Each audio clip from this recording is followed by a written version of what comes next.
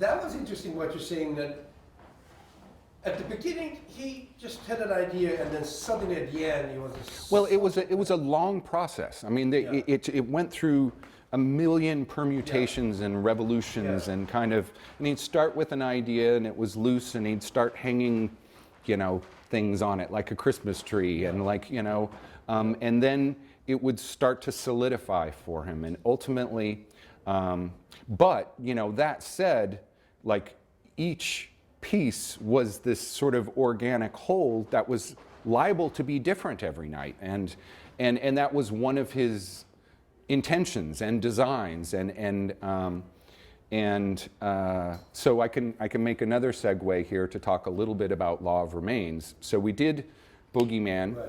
And another thing I thought, because in Los Angeles we always got, you know, very good press as well. There was typically, I know that hip hop and Boogeyman were on the, you know, the front page of the LA Times entertainment section with big splashy pictures, and everybody knew about the work. So the play after Boogeyman, the part 3 of the trilogy, well, the Theater Center had folded, and so I think Reza probably would have done it even if the Theater Center hadn't folded, but he was ready to come back to New York, and I was not. So the Law of Remains was created here, kind of without me. Raul took on that one by himself and did a just astounding job, beautiful, and again, it got a little more guerrilla, and it brought back some of the sort of, they weren't in a proper theater, they were back in a found space, and but one of the great perks of not working on that play was I did get to come to New York and see, I'm not sure which performance it was. It might have been closing night, but I got to see The Law of Remains, and as an audience member, and to sit on the floor, and I believe I ended up seeing it twice. I'm still not 100% sure of that, but to have the experience from the audience's viewpoint, having been through the process with him and worked on creating these things, was a nice kind of reset for me to kind of experience and well, to understand a little better the how the works operated, and there was an effort basically to it was an overload. I mean, you started watching and you kept trying to kind of, your mind just naturally goes to make connections, to find through lines, to find a narrative, to like, oh, okay, this character's saying this, and then this, you know, and these are the relationships. And then slowly over time, as you're watching one of these things, which again, you know, there are these condensed hour-and-a-half things with just, you know, things happening simultaneously, and you end up eventually getting to the point where you have to let go of trying to make sense of it.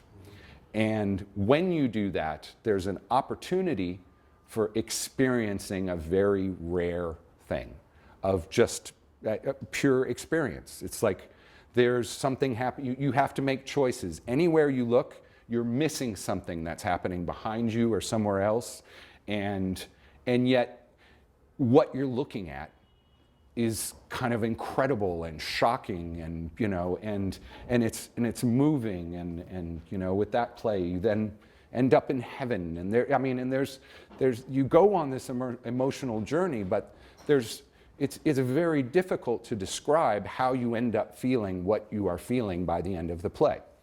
And so I got to watch Law of Remains, and then ended up, you know, back in Los Angeles, and then before, I'm not sure, I think the European tour of hip hop, which was just Bordeaux and Barcelona, happened.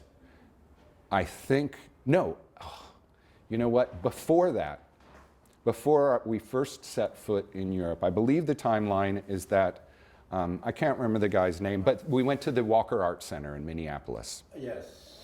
And that was where So it was mounted from New York. It was brought by that, I can't remember the gentleman's name, but I think he's still there. He teaches theater, and he was, so that he was affiliated with the Walker Art Center, and they found a space for us to mount, for Reza to mount the Law of Remains, and it had never been used. It was an industrial space. It, I believe, is still a performing space to this day, which is pretty cool, but we broke it in.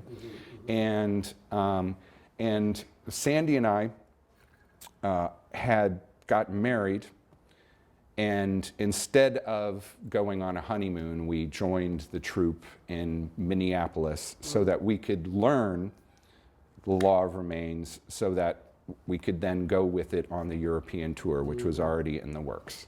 So I hadn't worked on the design. I didn't do the original, mixing of it, but I was brought in Minneapolis to learn the show, be the mixer that then took it to Europe. And like I said, I had seen the play in New York, so I had this very different relationship to it than I might otherwise have had. And another story I thought of that I'd love to share is that in that, it was strange to be doing the Law of Remains in Minneapolis. There was an aura of both fear and hostility because it was kind of, it was known that Jeffrey Dahmer was one of the characters in the play, and there was nervousness about that, and it was, and clear, like I remember waitresses at some coffee shop being like, "Wait, you guys are working on that play? Like, what's it like?" And we're like, "Well, come see it, And we were all, we were all very approachable, nice people, but we were doing this kind of insane work. And I know that there was a point in time where I think after the first preview, or maybe it was just the first run through with tech, they were starting to put together the staff, and one of the women who was supposed to be handing out programs, quit because she'd woken up the night before hearing bells, which were in the play, and screaming, and she didn't know why, so she quit on the spot. And there was this sort of emotional charge to everything, and the play was getting mounted, and there were the usual sort of technical difficulties, and this was the first time that this play had gone from one venue to another. And right before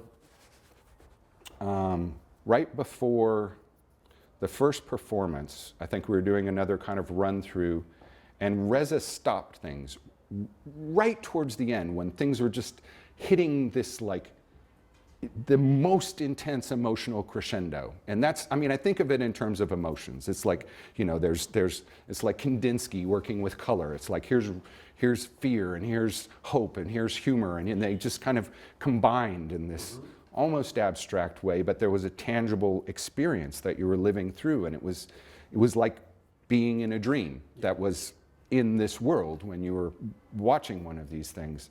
And it was, moving towards this great crescendo at the end of the play, kind of right before it sort of ends for the first time, before you end up going to heaven. And Reza stopped everything, and he's like, "This is just not working, hold on." And he ended up adding this, everything stopped in the middle of all the chaos. And I believe it was Anita, but I'm not sure. But one character just sang this silly little, child song. It was like this little moment of a little, just a quiet little voice emerging out of the chaos, and then it slammed back into everything. And so he added this moment, and it was very effective, and somehow. And I remember talking to Reza at the opening night party afterwards, and I was like, dude, that little touch was, it really worked well tonight. And he looked at me and he said, "Yeah, finally they cracked." And that was it. It was like he was trying to create this experience that would, it was, aggressive and assaultive, but there was a destination, there was an end point, there was, he had in mind an experience that he wanted people to feel emotionally. So And you just touched upon something that I wanted to ask you. So you're saying that he opened the play, which I want to hear from you. yeah, Opened the play and then he was changing it in during the performance, during the run. oh, absolutely, yes. And I mean, it happened all the time. I mean, you know, when Reza passed away, one of the things that irritated me the most in that process of dealing with my own sort of, I mean, we all knew he was sick and that it wasn't going to last forever. And I think that, that many of us just gave everything we had to the experience, in part because there was, we just, you know, it was elusive and fleeting, and we weren't sure how long it was going to last, and there was, you know, we were getting to work with an incredible artist. So, when Reza passed away, I can't remember who wrote it, but there was an obituary in the LA Weekly. And one of the comments that this guy made was that, well, you know, Reza's gone, but there's all these video records of his work, there's all this video work within the work, and he'll go on to live in the internet or something. You know, I mean, it was just this sort of tongue-in-cheek idea that he would just, you know, that this was just the beginning and his work would carry on. And I knew that that was absolutely not the case, that when he was gone, he was gone. There was no recreating it. There was, you know, every video of every play, I used to call them, they're the shrunken heads. It's such a small window into what the experience was that he created.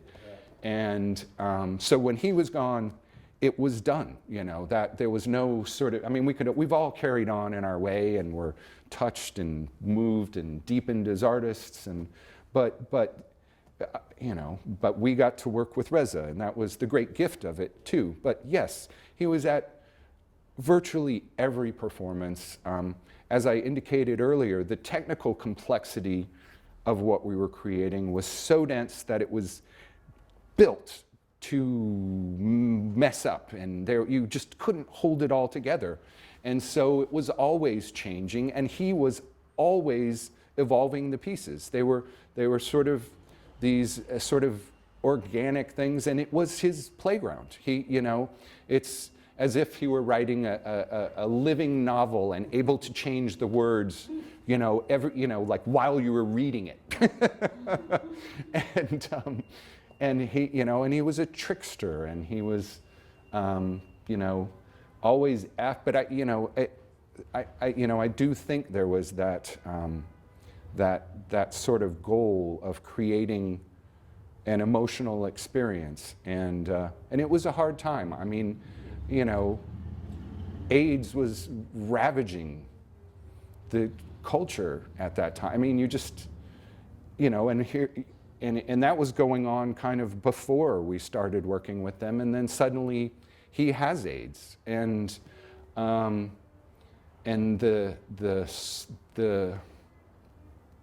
the sort of anger, the frustration, and yet the resolve and the strength, and the, you know, all of those being components, and sort of this roar of art was just an amazing thing to be a part of. Yeah. Yeah, we had a great arc, and you gave me some such wonderful thing to intercut, and while you were talking, I imagined already what I'm gonna put in, because you described it so beautifully. I can cut in to the play, because the people want to see the play. Yeah, but there's one thing I want to really ask you. Okay. Yeah. Will you part for the quotation, or you? Oh God! Wait, well, that's a whole nother movie. Yes, I was. Hello. Adam, hi, I'm Jason. Oh, hi, Jason. I quickly went, I'm so sorry. Oh, it's okay. Oh, Jason, well, that. Glad I could make it in. I have a reading next door. Oh, you starts do? in just a couple of minutes. Oh, okay. I didn't know if it would be useful for me to jump in. I know that you're in the middle of the middle. Yes, I have another person, but you're based in New York. Yeah, I am. Good, because we just talked. We have so many things that we didn't cover. In March. No, I really want to talk to you because you sent me one sentence. This is what it's all about. You know? Teaching. One sentence can make Columbia. Okay. a snowball. Quotations. And so Okay. I really want to talk to you. Quotations, I have two more people, and then we're going to a party. You know, can't you make it between 5 and 8? I don't know if I can this afternoon. I sent you the address. Yeah, But just in case, we'd like to toast Reza. His birthday is tomorrow. Oh, wow. Yeah, 51 would be. But listen, I'm so glad you stepped by. Why don't we say hello? It was great to talk to you. Yeah, This is great. That's Yes. I have Yes. my contact info. But you guys are in the same, in the same